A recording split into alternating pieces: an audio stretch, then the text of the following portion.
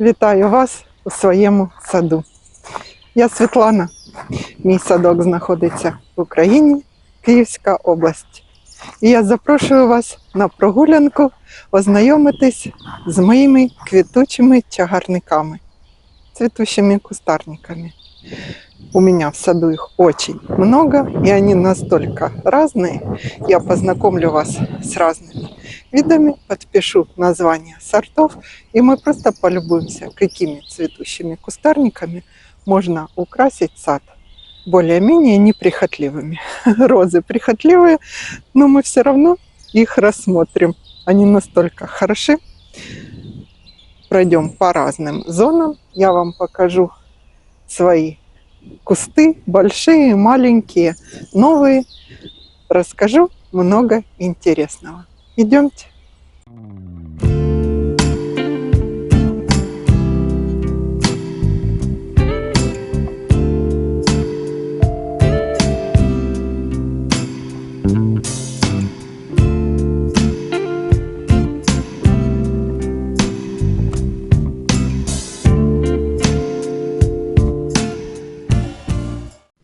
Одними из первых в моем саду зацветают рододендроны и азалии. Еще когда наш дом был в планах, я мечтала, что хоть один куст рододендрона посажу обязательно. Так и сделала. Самый первый мой красавчик – это роскошный куст рододендрона Германия. Рос он в одиночестве больше года, я ухаживала за ним и училась, а потом поняла, у меня все с ними получится. И стала покупать свой сад этих могучих красавцев. На сегодняшний день у меня растет 11 сортов рододендронов и 2 азалии. 2 маленьких кустика рододендрона у меня укоренилось осенью, я их отсадила, я вам показывала. Это рододендрон розовым элеганс. Есть видео. Ждут посадки еще новых 3 кустика. На днях жду температуру хорошую, этим и займусь. Цветение рододендронов – это какая-то особая магия. Постепенно раскрываясь, сотни цветов из одного оттенка превращаются в совершенно другие. Кусты как бы переливаются и играют красками, особенно на солнце. После цветения рододендроны становятся не менее красивы. Мощные стволы, темно-зеленые листья, большие, плотные, придают саду как бы уверенности и значимости, особого благородства и стиля.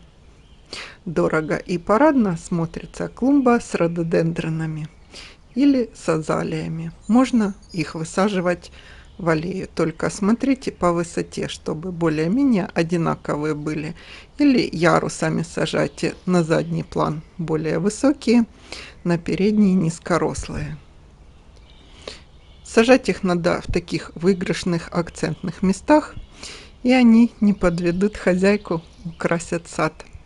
Нарастают рододендроны довольно медленно, 10-15 сантиметров в год всего. Листва на зиму почти у всех сортов не опадает. Есть исключения, все зависит от сорта.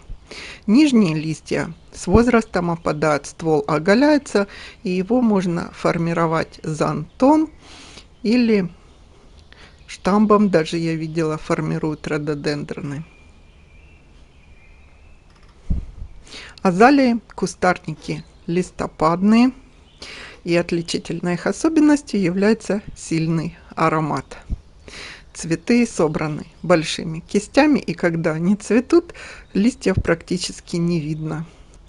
Соцветие, как у рододендронов, держится примерно 3 недели.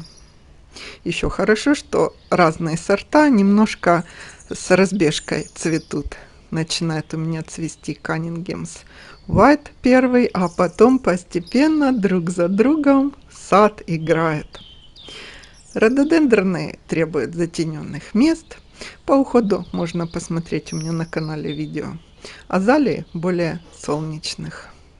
По уходу, я бы сказала, неприхотливы. Соблюдайте агротехнику за этими кальцифобами, поливайте, и все шикарные кусты древовидные порадуют вас цветением. Открывает цветочный парад, конечно, магнолия, еще до рододендронов, а потом передает ему эстафету. Про магнолии, а это также, оказывается, высокорастущие большие кустарники, но похожи на деревья. Так вот, магнолия – это мое воспоминание из детства. Поездка с родителями в Сочи, когда я была совсем маленькая, годика 3. Перед глазами восторженного ребенка остались только эти высокие деревья. Для детей же все намного больше в размерах, чем для взрослых. Так вот, эти деревья с огромными сказочными цветами остались у меня в памяти на всю жизнь. Я даже моря не помню, а эти волшебные цветущие деревья помню.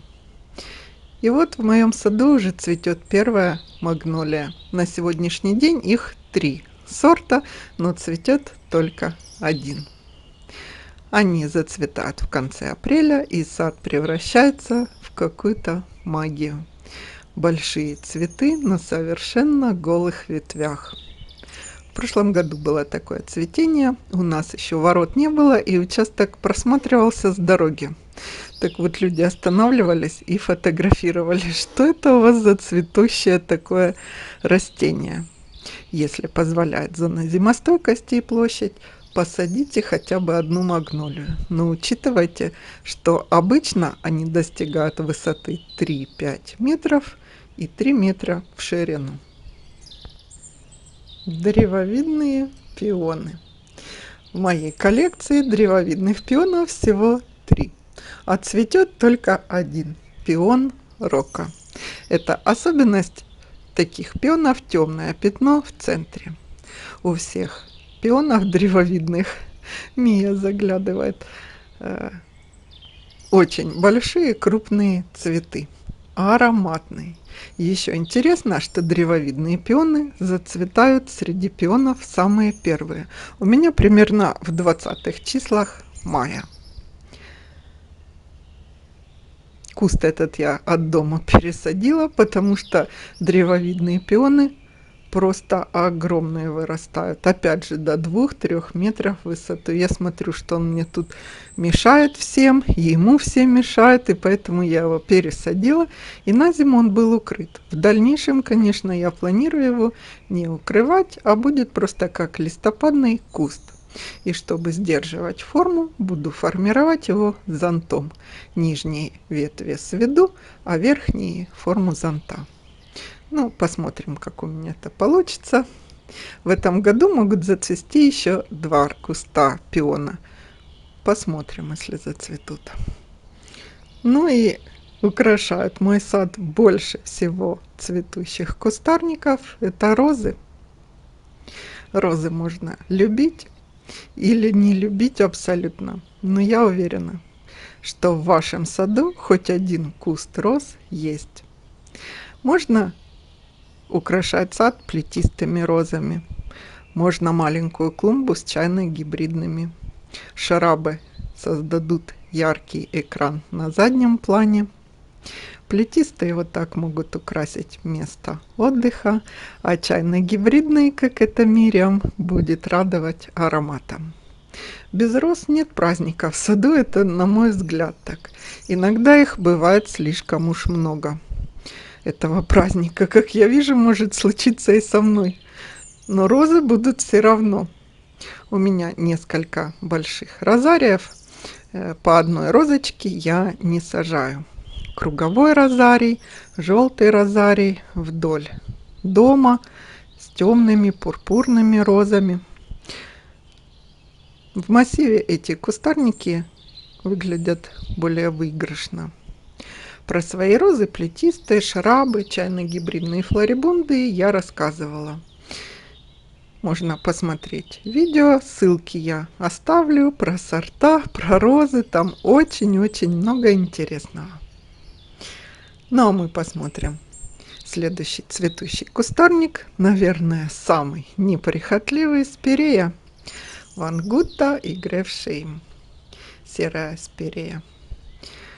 Посадила и забыла, называется. Растет на любых почвах, даже при редком поливе. Цветет обильно, практически ничем не болеет. Единственный, как я считаю, недостаток — сильно куст разрастается до 2-3 метров в высоту. Он возьмет легко с перьей живой изгороди, росли возле нашего многоквартирного дома, там, где мы раньше жили. Так вот, жители первого этажа солнце видеть перестали. Совсем. А мы, проходя мимо, хватались за голову. Что это такие за кусты? Цветут шикарно весной, а потом люди сидели в темноте. Поэтому с первого года формирую свои 5 кустиков в форме раскидистого фонтана. Есть у меня видео, можно посмотреть. Я держу в рамках свои спиреи.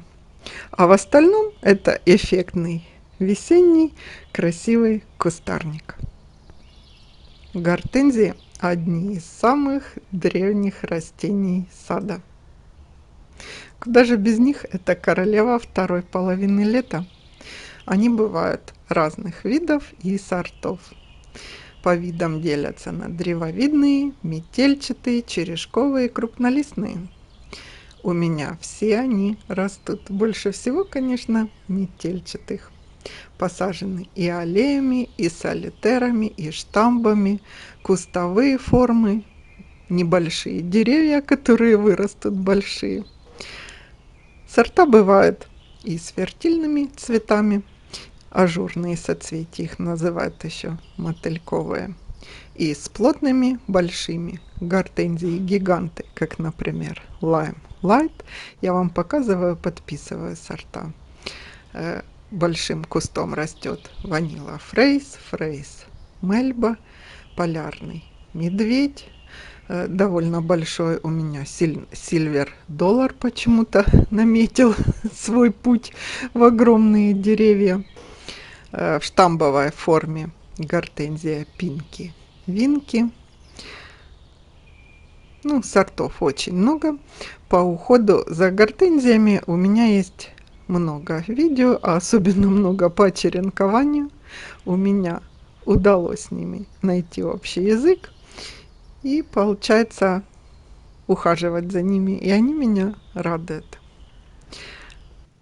Гортензии украшают сад, делают его праздничным, парадным, белым. Белый цвет вообще цвет праздника. Просты в уходе и обладают высокой морозостойкостью. Ну, по сортам обязательно смотрите по морозостойкости. Я их не укрываю.